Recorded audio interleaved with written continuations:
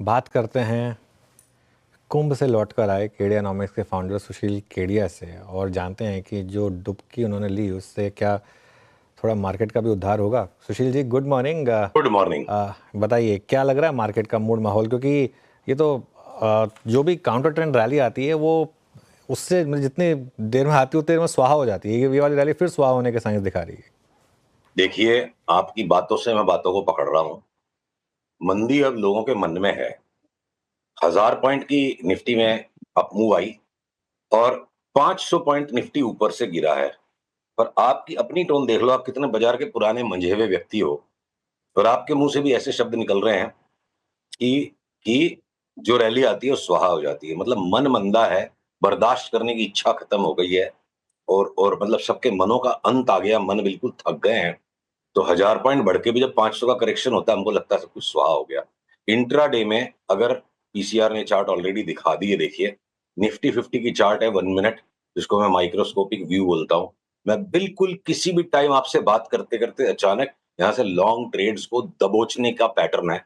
जैसे ये लेवल के ऊपर जाएगा, 23,340 के ऊपर गया, दिन का जो लो है उसको स्टॉप लॉस लगा के हम बैंक निफ्टी के अंदर में लॉन्ग ट्रेड ग्रैब करेंगे। और जैसे ये फिर ऊपर की इस लकीर को क्रॉस करेगा 23,430 को, वहां हम सौदा डबल करेंगे। सारी की सारी पोजीशन अभी नहीं लेनी है।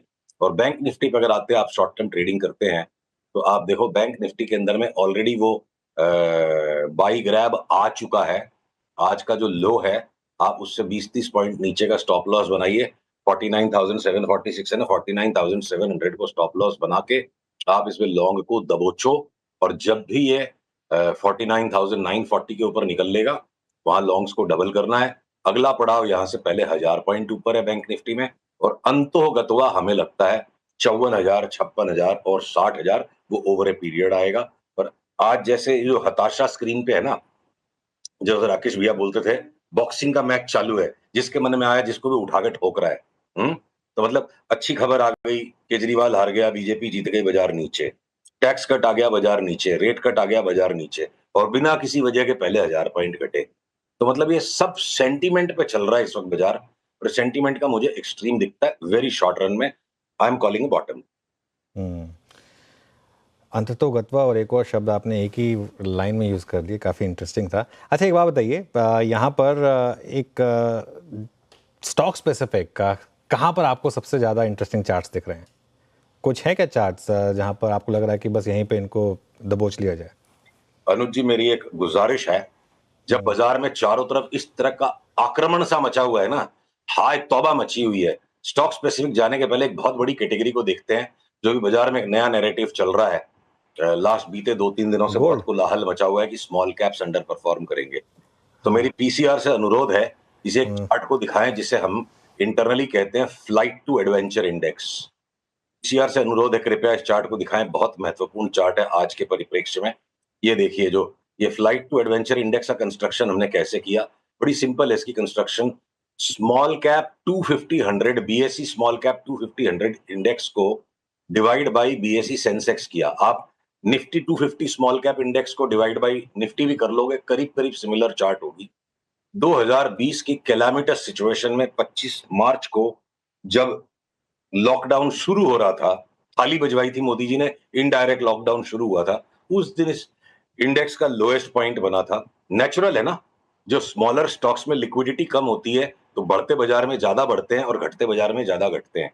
तो एडवेंचर जो बाजार का है, रिस्क है तो इश्क है, जो लाइन बड़ी इमोर्टल सी हो गई, उसका मेजरमेंट अगर कोई है तो मुझे लगता है वो इस इंडेक्स है। वो एडवांस डिक्लाइन के इंडिकेटर्स यूजलेस हो चुके हैं, बहुत ज्यादा लोग चार्ट देखने लगे हैं।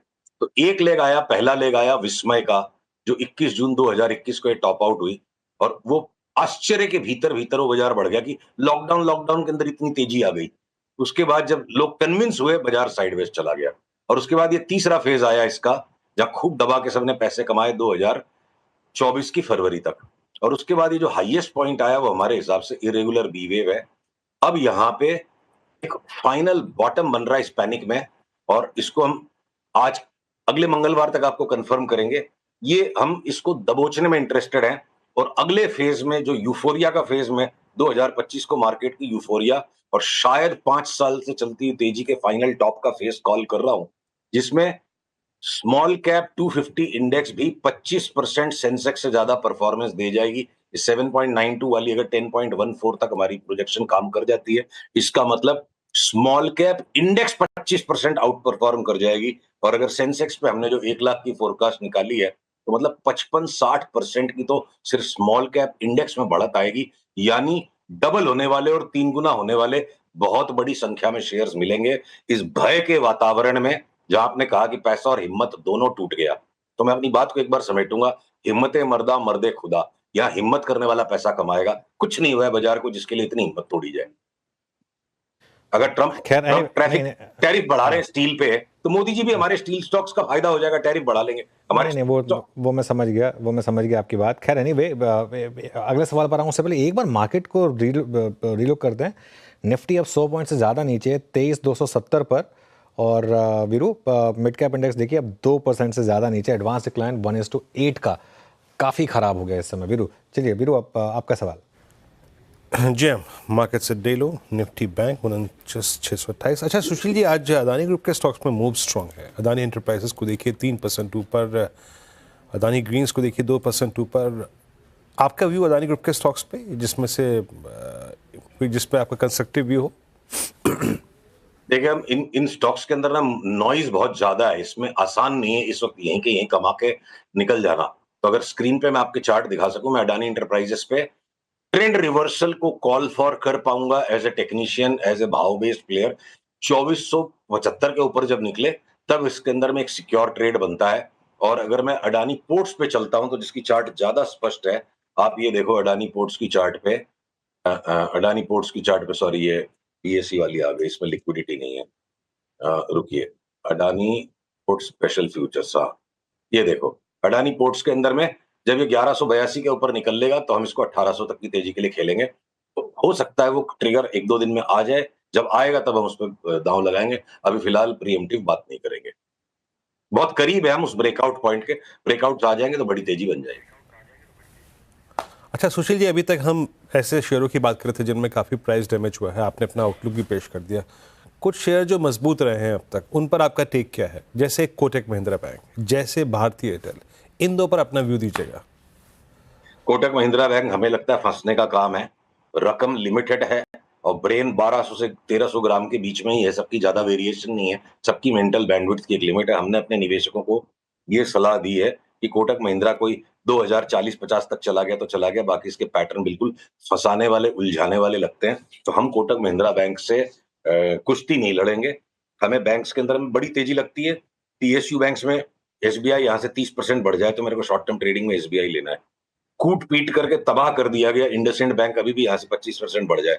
बिल्कुल पटक दिया गया है जो एक्सिस बैंक, अगर वो यहाँ से 30% रिबाउंड दे जाए, या मैं bank of Baroda, Punjab national bank और दुनिया भर के बाकी आईओबी, यूओबी, इनमें दांव लगाऊं, या मैं स्मॉल फाइनेंस बैंक्स में लगाऊं, तो मेरे को ICICI bank, HDFC bank, Kotak Mahindra bank, इनको सिर्फ हसरत भरी निगाहों से देखेंगे, पैसे नहीं लगाएंगे इनमें। ये हमारा व्यू है। बाकी लोग हो सकता है हमारे से बेटर जानते हो, वो हो सकता है कोटक में कमा लेंगे, हमको नहीं कमाना कोटक में। ओके चलिए सुशील जी, बहुत बहुत शुक्रिया आज हमारे साथ जुड़ने के लिए, और अगले मंगलवार को फिर आपसे बात करेंगे। मार्केट काफ़ी ख़राब है, निफ्टी